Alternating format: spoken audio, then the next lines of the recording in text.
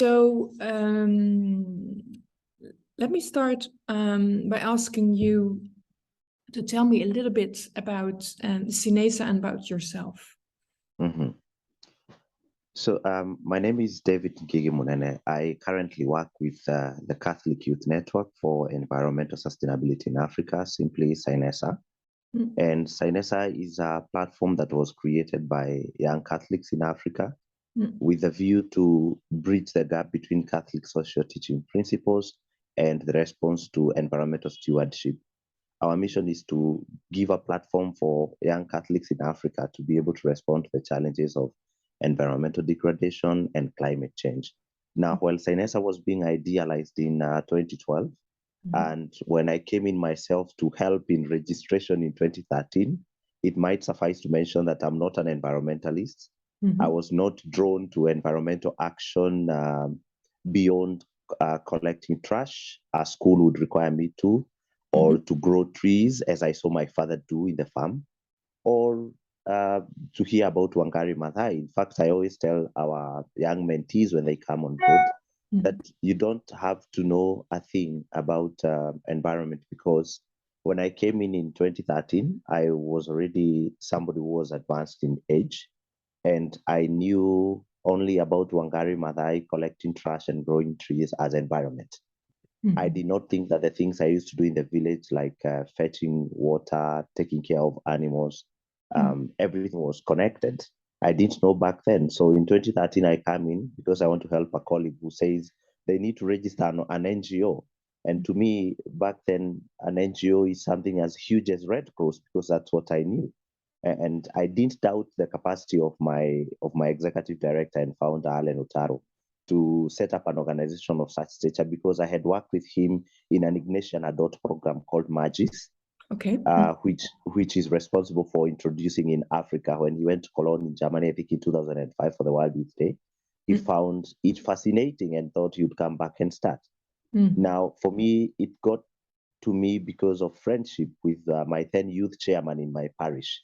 And they did know each other with Alan. So what happened is my youth chairman is John Gaki. I was vice chairman then in my parish, and he was seeking ways to get to the World Youth Day. I didn't know what the World Youth Day was back then, because I come from a remote area. Well, now I'm told by my colleagues not to say it's remote anymore, because urbanization has struck. But long story short, John got to be introduced to Alan, and Alan got introduced to us now as a team, and he started giving us sessions of formation. And so I felt greatly indebted to this gentleman who has taught me that there is a spirituality. There are spiritualities in the Catholic Church. I didn't know there was anything beyond Mass and catechesis. And I journeyed with him from 2007. In 2009, we hosted what we call the Magis Zona in Africa. And I was always looking for ways to sort of quote unquote pay him back for the favor that he had done introducing Ignatian spirituality to me. And I found it to be pretty fluid and easy to work with, because it's just a matter of finding God in all things. I mean, I grew up in a conventional sort of Catholic setting, and God was not to be found in everything, if I might put it like that. God was found when you are seriously kneeling down and praying and really surrendering to him. It wasn't like, it was known he's omnipresent, omniscient, and omnipotent, but it wasn't like driven to the extent that, for example, if you're a young man trying to date a girl, then God can be found there. No, that was not acceptable. It has to be an institutionalized way. Now there's this spirituality that's telling me, come as you are, and all you need to do, the Magis pillars were three. It's to know God more clearly, to follow him more dearly, and to love him ever more, to love him more dearly. And I thought, wow, this is amazing. I'm sure I would love to know God more clearly, to follow him more nearly, and to love him more dearly. But I didn't know how. And it opened up my mind. And of course, it was also exciting that I got to travel to Australia in 2008. I didn't think anything church would take me out of my local archdiocese or within the National Youth Mass in Kenya. And then I met people of different color, and I think about that moment to date, and it's overwhelming because I have never had such a feeling as I have had going for those Magis programs, Ignatian programs after that. So about Magis, I think let me stop there. I could go on and on. So Alan is setting up an NGO in 2012. So he's transitioning slowly from Magis after mentoring people, and it's now taking root in Africa. But he hasn't asked me to join him. And for me, if Marielle doesn't ask me to join her initiative, then I am not welcome or I'm not needed at that point. So I don't follow to ask, oh, Marielle, I heard you're doing this thing in Ignis web magazine. No, I'll just go like, if she needs me, she knows I am there, she will come. Yeah. So sometimes in 2013, in the wee hours of the night, because sometimes I work transnight, at around 2 a.m., I see a text. Back then, we didn't have WhatsApp. We had what you call Google Chat. And it's Alan. And Alan is asking for a favor. David, do you know anyone who can help register an NGO? I didn't know anyone, but I used to be a football goalkeeper, and one of our technical bench team members used to work with social services and children office. I actually thought that is where you'd start to register an NGO.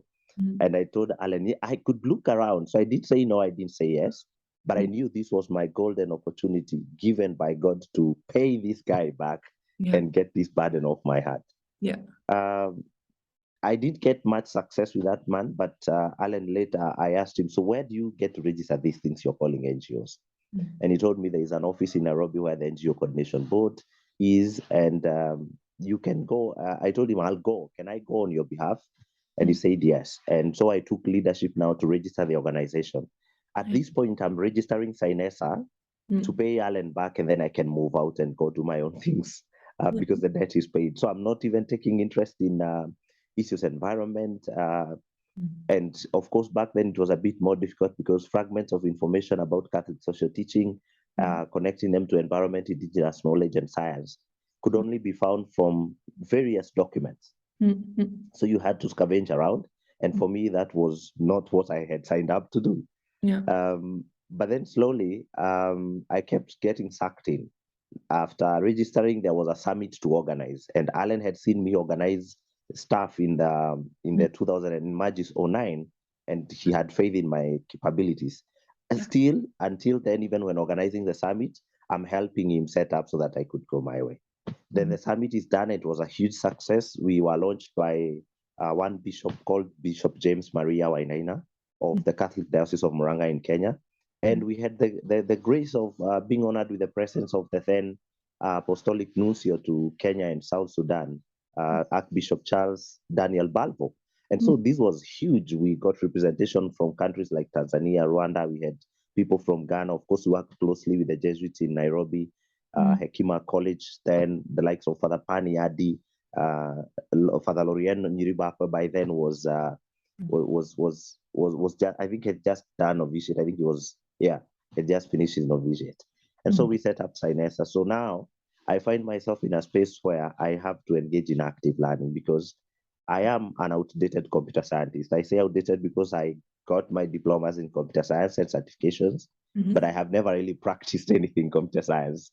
I ended up teaching actually in a college. So now I'm coming here and I'm told there are things environment. So I don't see the connection between computing and environment. But one of the most exciting things for me is that my faith now, the faith that I so much adore, speaks to environment, and it speaks to environment through a principle called care for creation. Then I get to dive deeper to study care for creation and get in sync with it, only to realize, it's not one principle, one silo principle. It's many principles that are interconnected and interdependent.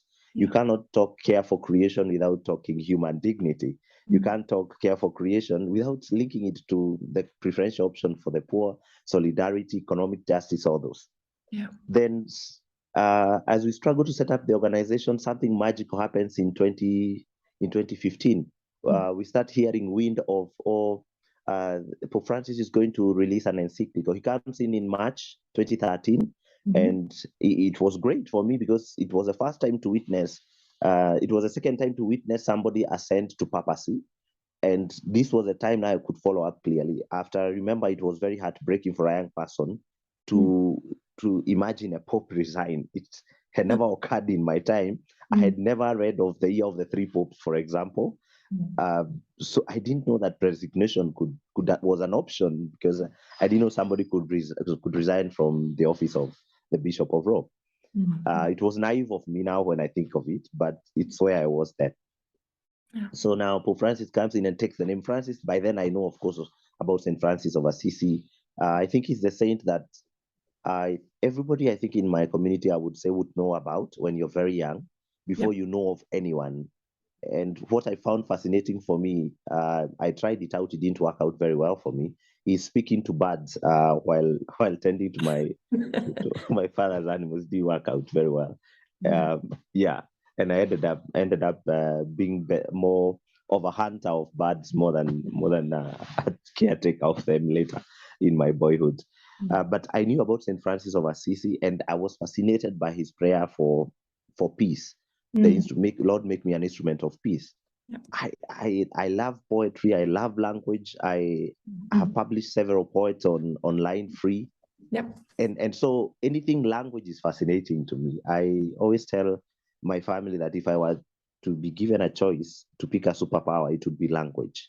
And so I knew about St. Francis of Assisi. Then comes Bishop Bergoglio then, and picks the name Francis, the first Francis to ascend to the office of Pope. And so we are excited. Partially I'm excited, partially I'm scared, because there's an encyclical that's coming out. It's going to be my first encyclical to read, because it's the first time I hear of the term encyclical. I knew about episcopal letters, but I didn't know about encyclicals. And when I started now looking at the encyclicals that were written by Pope Benedict, they were too technical for me, sorry to say. And I was now scared. I am still very new to the field of environment.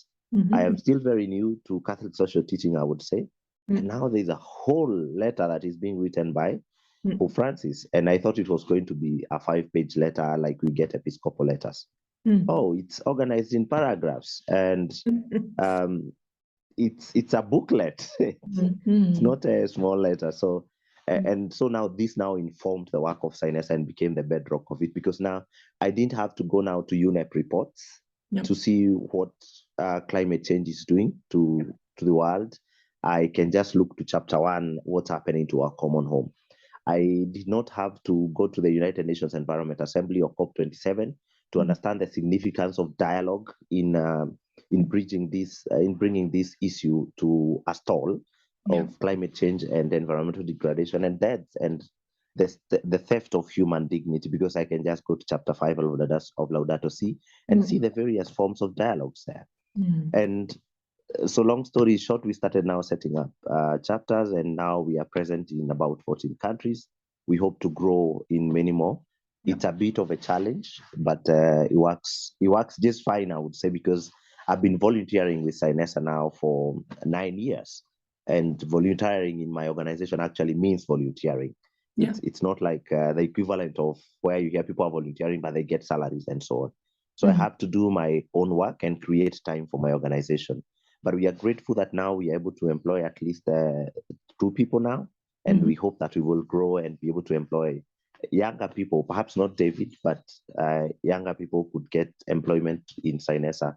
So then they don't have to go through the troubles we went through. So Cynesa works in 3 areas. First is networking and advocacy. Then we have formation and awareness creation. Initially, we used to call it education and awareness creation, but we discovered education tends to have a terminal end or a goal that you achieve that is less than a holistic person. But now formation is forming somebody in attitudes, in minds, as a holistic person to achieve what is called the ecological conversion in Laudato Si. Then finally, we work to support local grassroots action. Okay, yes. So you've had experience, you have been involved in negotiations, international negotiations, I think, as well, right? Yes. Yes. Currently, I'm also the regional facilitator for major groups to the UNEP, for organizations accredited to UNEP from Africa. Okay, great. Yeah. How do you see, let's say, what do you think is the important role, or how can you help, like the young people, being people of faith, being people of Africa? What is your contribution to the international negotiations, so to say? And maybe you can, it doesn't necessarily have to be climate change, but the COP is coming.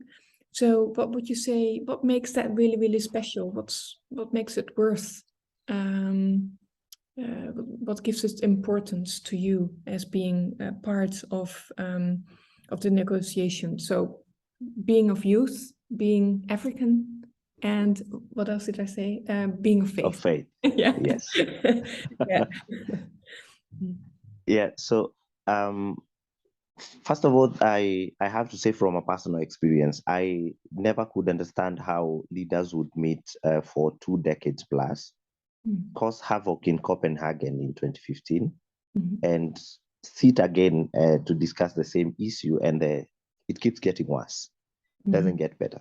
Yeah. So when I was coming to, especially the new UNFCCC COP space, I was coming in hesitantly because I did not understand how people could be dying, how cities could be wrecked, how cultures could be stolen from people, heritage sites could be destroyed because of climate change.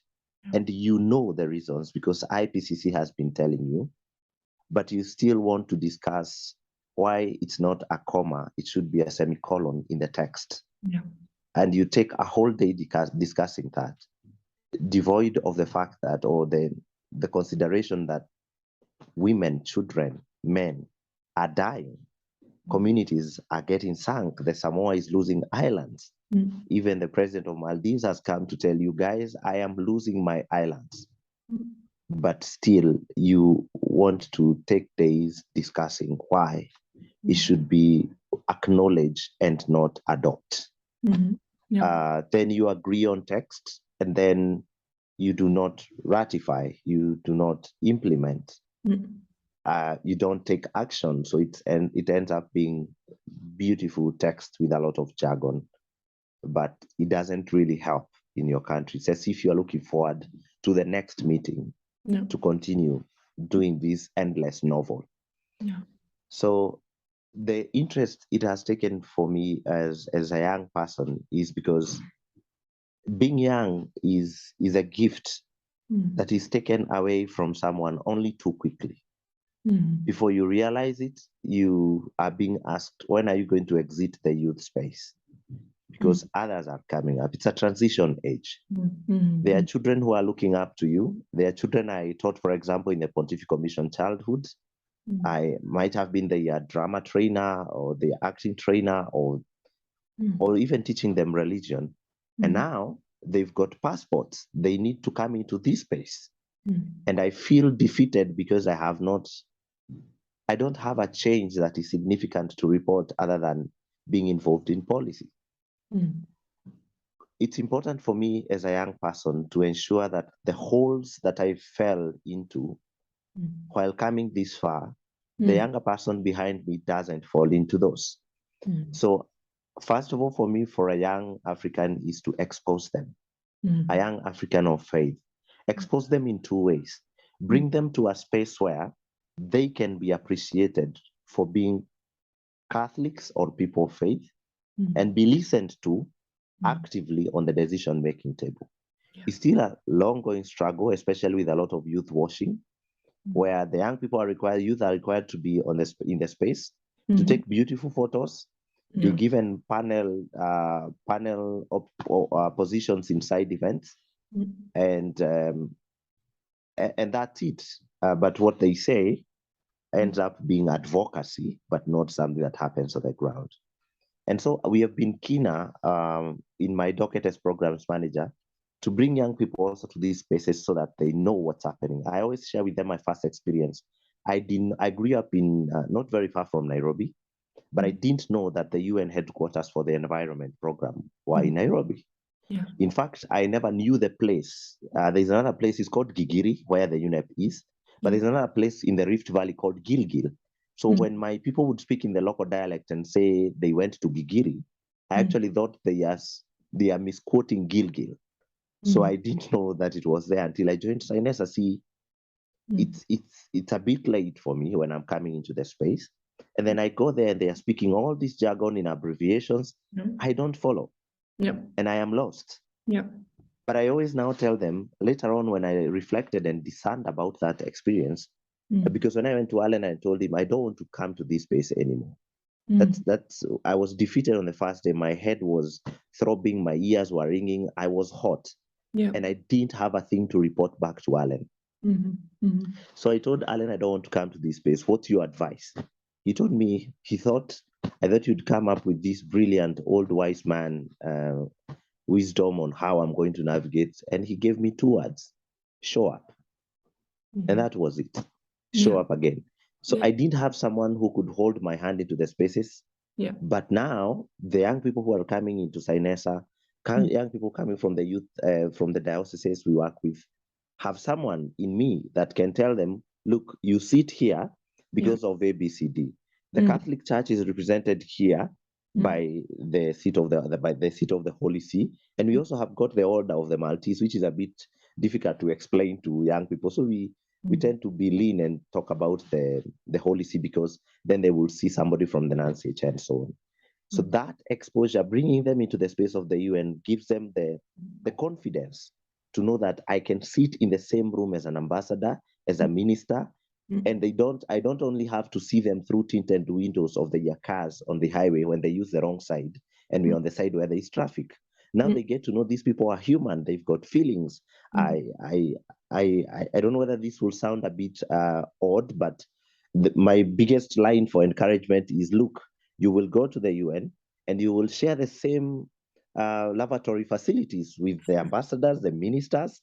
It doesn't matter who they are. And that's how leveled the playing field might look on the onset. Of course, we know that's not the case. Deep down, we are not on the same level playing field.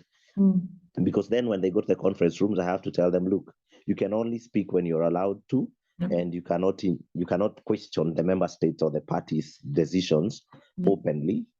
And you have to come up with a statement. There's 9 major groups of 300 and something NGOs.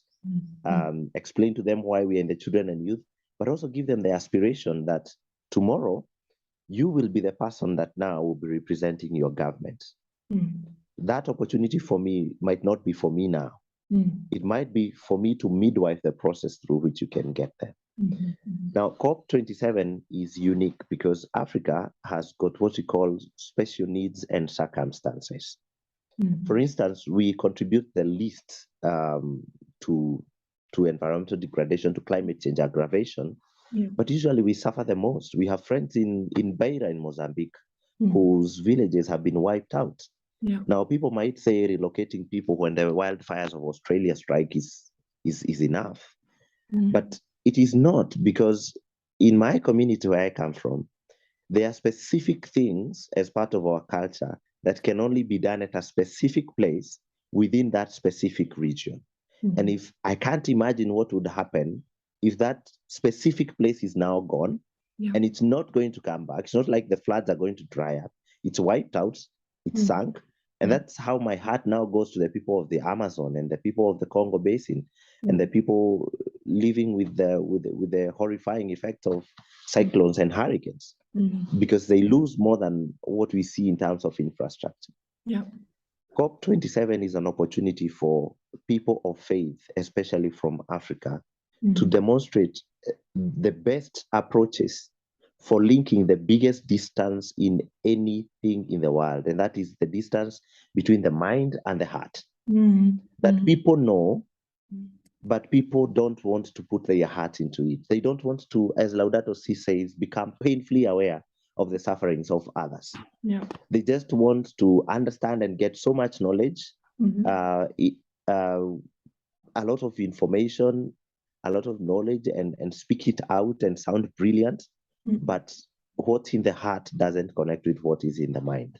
Yeah. And so I feel that values, ethics, attitudes that are shaped by faiths, all faiths, not just the Catholic faith, have got a deeper rooting than what we can achieve by understanding the text and crafting the language than what the law, the science can offer all combined.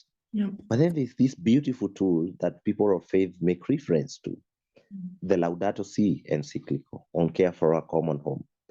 It is a unique opportunity for us to be able to speak about Laudato Si at COP27.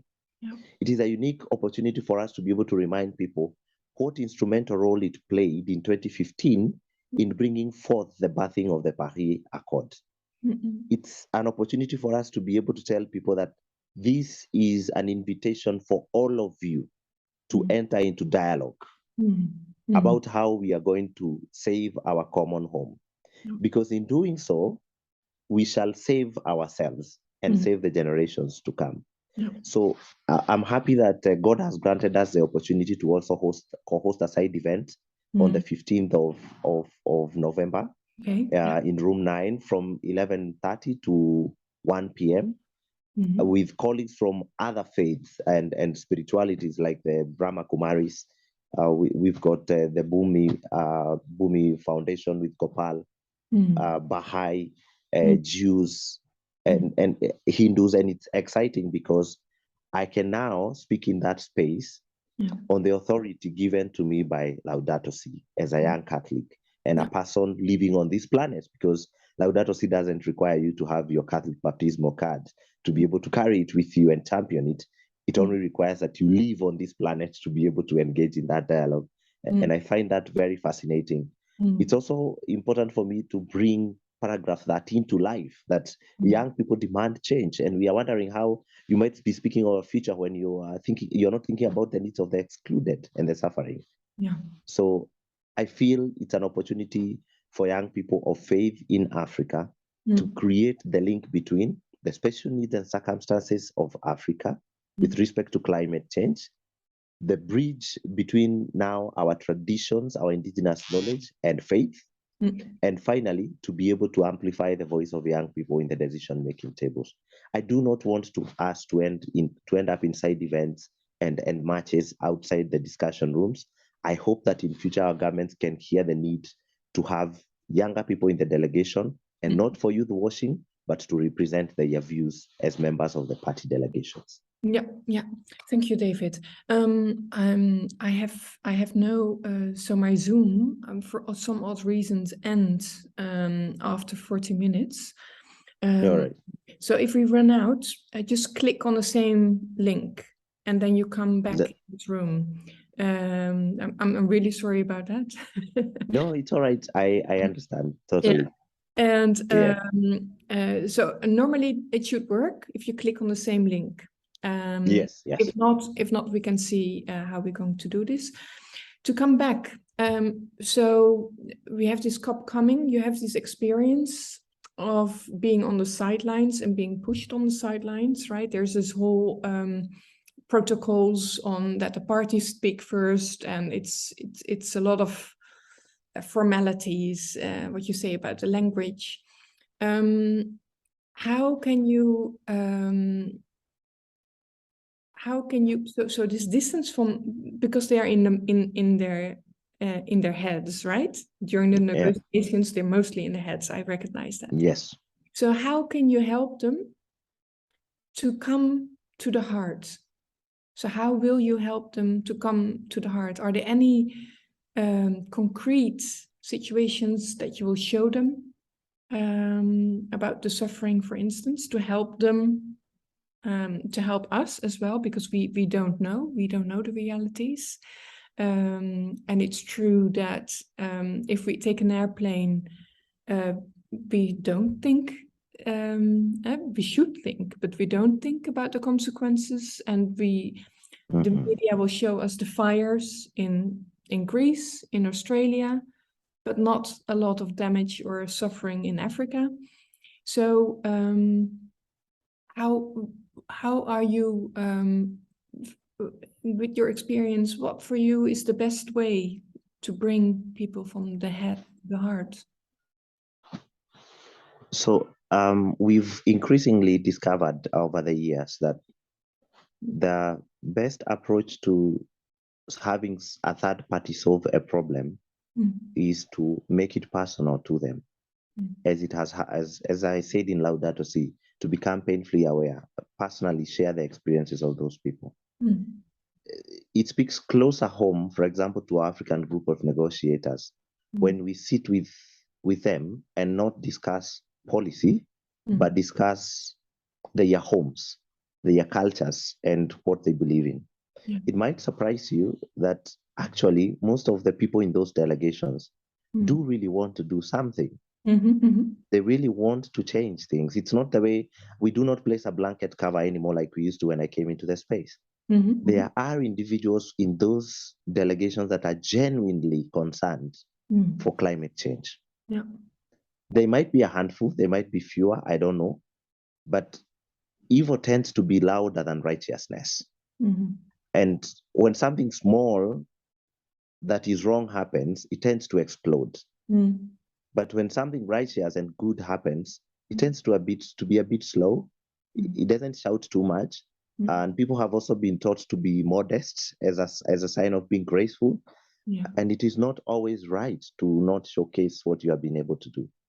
So what we do is we bring the stories that cannot be challenged, but at a personal level, over lunch, over tea, when these people have now removed their robes and high collars of a party delegate and the red badge is not there.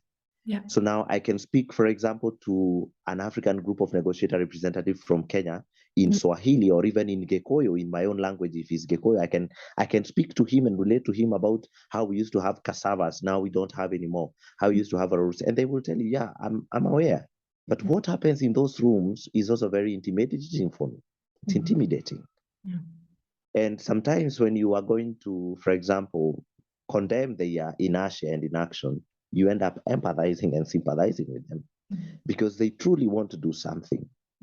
You talk to them about your story because that story cannot be challenged. It's the best story to tell because it is your lived experience. So if I tell you my story, you cannot tell me that, no, that didn't happen because I experienced it. And we bring them to the reality of it's happening in X place that you pass to when you're going to work every day.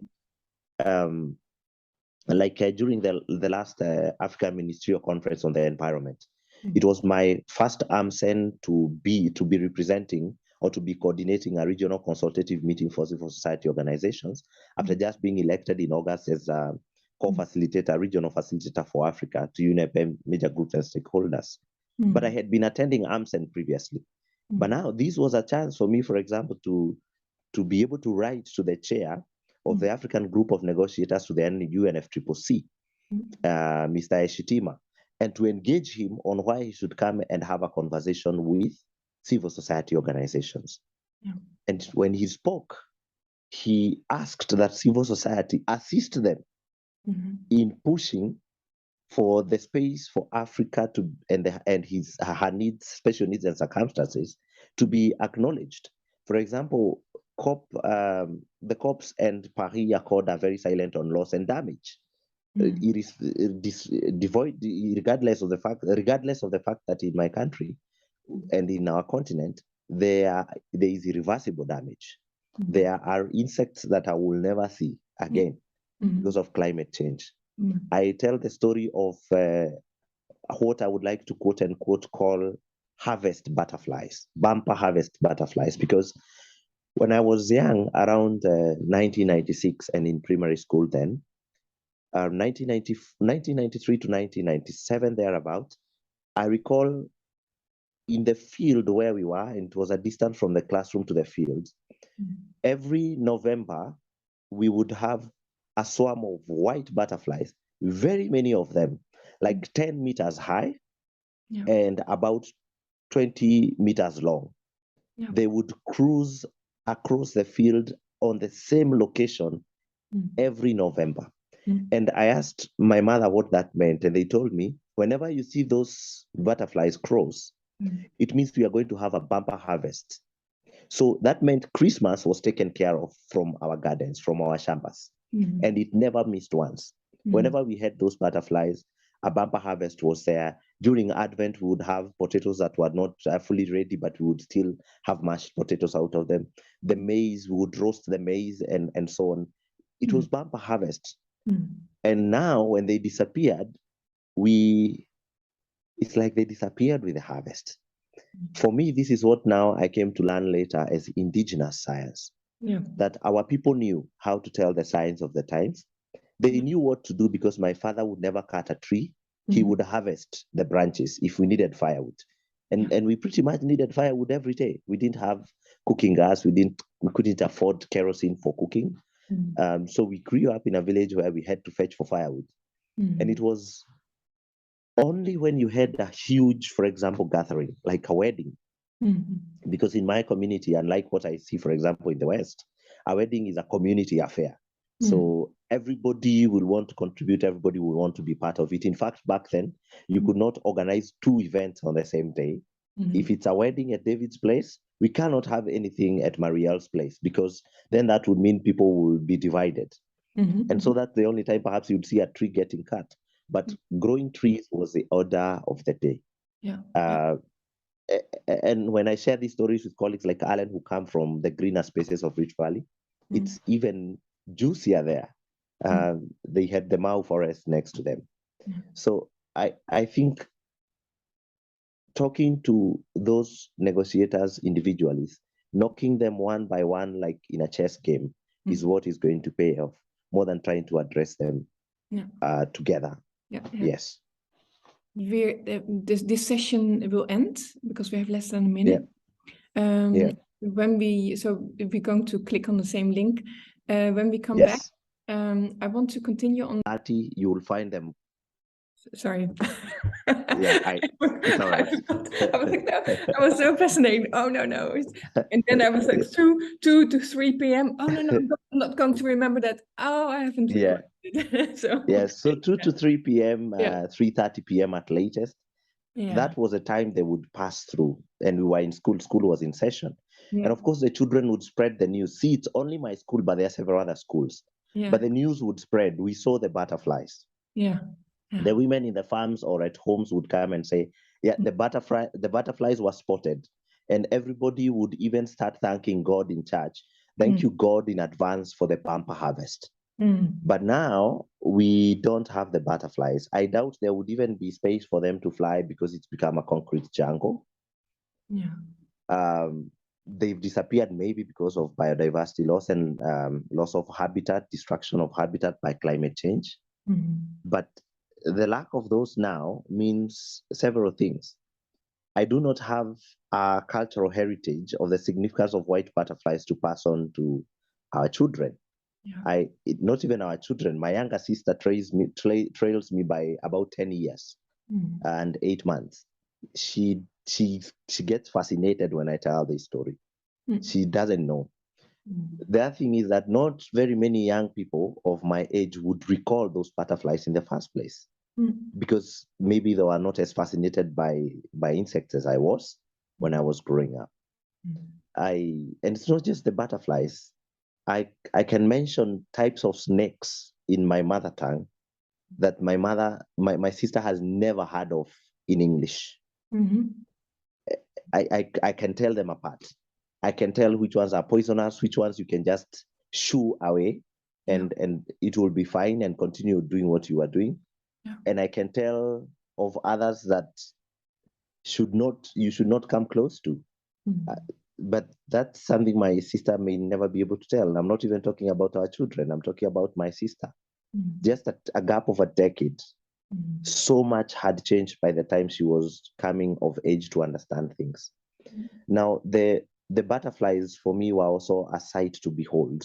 It's what Laudato Si says, the grandeur and beauty of the world.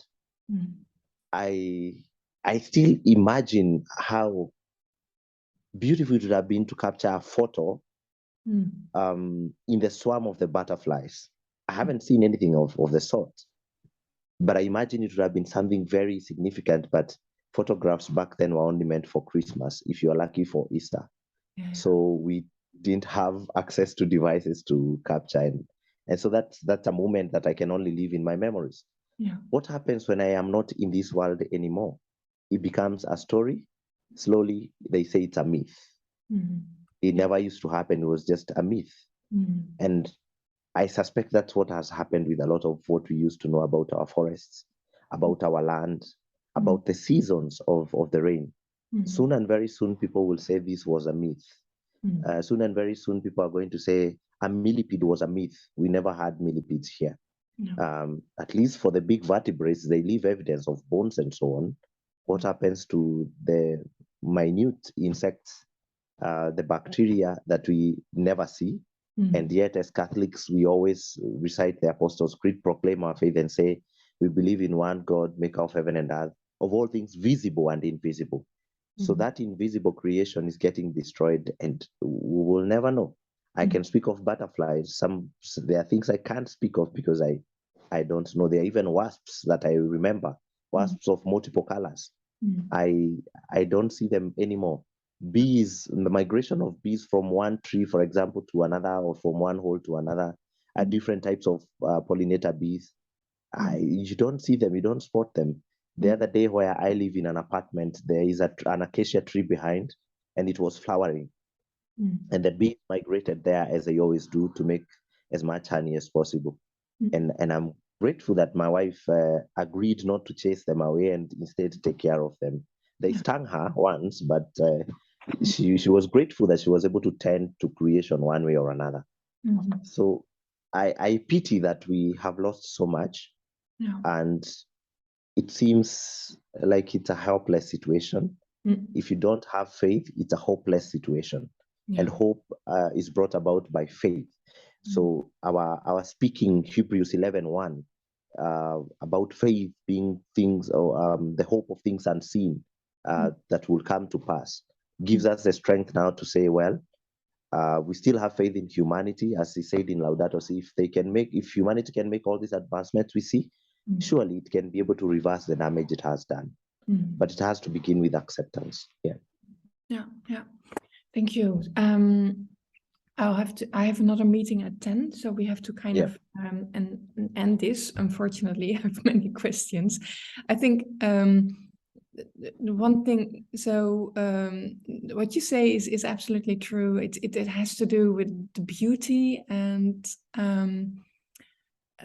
the, how do you say, the amazement, or the awe, The grandeur. we can have, and that puts us into the heart, right? So it's like poetry. It's and it's not about commas. It's not about well, it is sometimes about what's the right word, but it opens a different mindset. And now, what would you like to what you tell right now is very important. What would you say to people living in Europe? So we had similar things, and we lost many.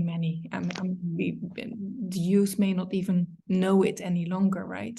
So we are much.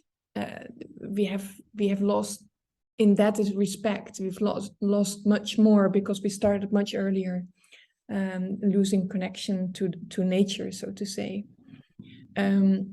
So what would you? How would you see this cooperation with, for instance, what can people in Europe do, and what can people of our generation, so the older generation, what can they do to help? I think so. What can you give to us? I would summarize it in one statement. Tell your authentic story authentically. Tell it as it is. Tell it as you live it.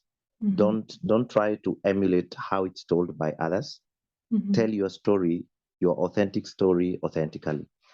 That way, you will spur inspiration and motivation to one or two people to be able to take action in their capacities. Because unless we have an individual ecological conversion, we will not achieve a community or global ecological conversion. And it is not about someone who tells the gloom and doom of day. For me, I always remind people it's important to tell of the crisis, but we are a people of faith. And the people of faith spread hope because they have faith that things are going to get better. We cannot join the bandwagon of saying how bad things are and how things are going to end. Yes, science is showing us we might lose 1 million species by 2100. We might not survive beyond 2 degrees, but let us tell people the story of human hope, that we have faith in you, that these can be turned around, not because of the crisis, but because you are humans and are people of higher faculties with a soul that is connected to God's own soul. You do not know your true origin. You only have faith that your true origin is of God, and your true end is of God being the Alpha and Omega. Yeah. In Europe, please don't take things for granted. Do not take things for granted. You may not have seen people die because of climate change directly. We have attended funerals and burials of people who have died because of climate change. It is very personal to some of us.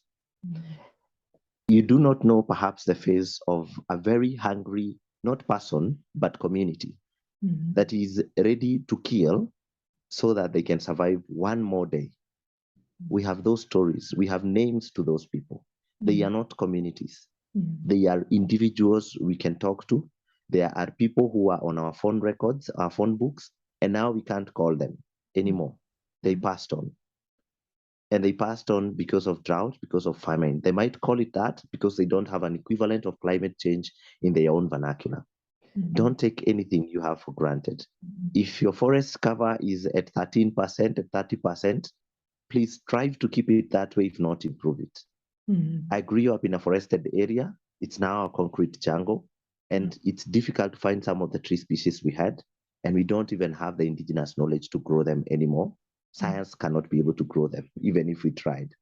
Those are gone and gone, perhaps forever, or until God so wills. If you can, partner with an organization that is reaching out to the grassroots communities, not just going to COP.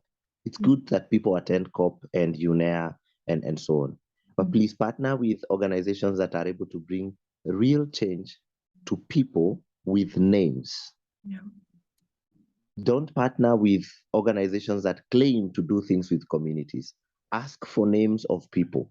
When David reports to you that I assisted a community in Muranga, ask him for the names of the people, photos and IDs, video conversations with those people. Ask him to translate for you so that then you can say, my contribution in €1, for example, assisted to bring water to Rosemary Muthei's home or to Alex Guittari's home.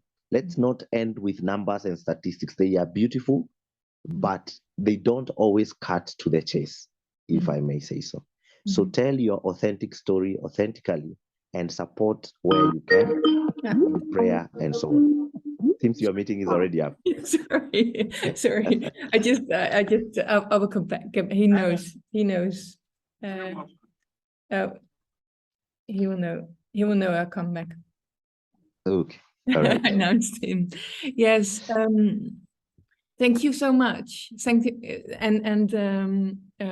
So I'm going to turn this in. I have 700 words. I'm going to try to push it a little bit further. I will translate it into English and send it to you so you can see what I've written down. I may come back to you for some names and for the spelling of the names. That's all right. And particularly because names are important. Yes, very, very. And then, so we'll have to see when we're going to schedule it, and hopefully just before the COP, so we can have something, something that people will read and know that you will be there on, let me just say, on the 15th of November in room 9. Maybe you can send me something for that. All right. All right. So that would be great. Yeah. I will do so right away after this. Sure. It's been a pleasure talking to you. Yes. Okay. And keep up the hard work. You inspired me, and I hope through the article we can inspire more people in the Netherlands. Yeah, I hope so too. Thank you very much. thank you, David. Bye bye. All right, have a blessed day. Bye. Yeah, bye.